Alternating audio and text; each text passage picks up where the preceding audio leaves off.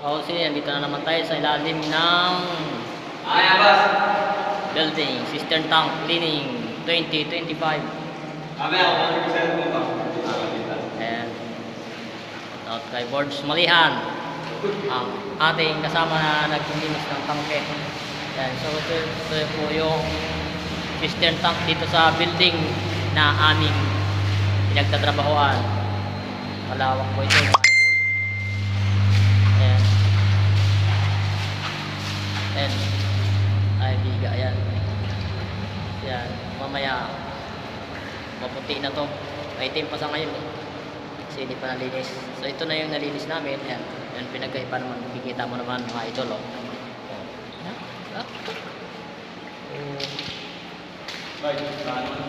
Si update ng ating cistern tank cleaning dito sa Vista Mall, General Trias.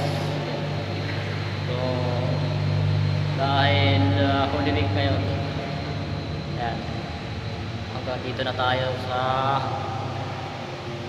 malapit na tayo matapos.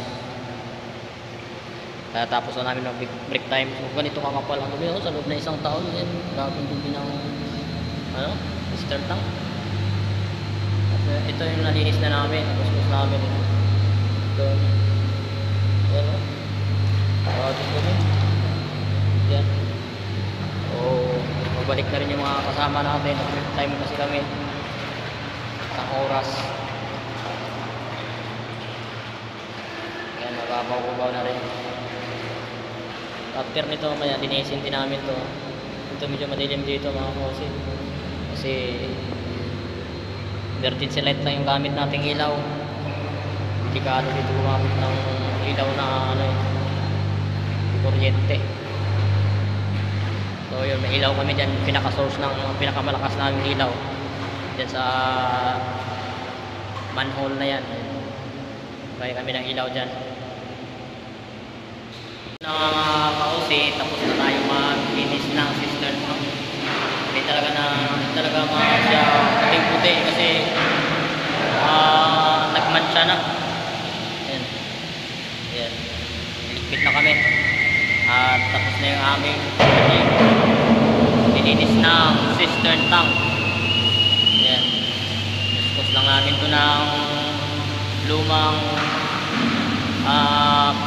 paliser pot. Ayan. Tapos ginamitan namin ng all-purpose na sabon. Ayan.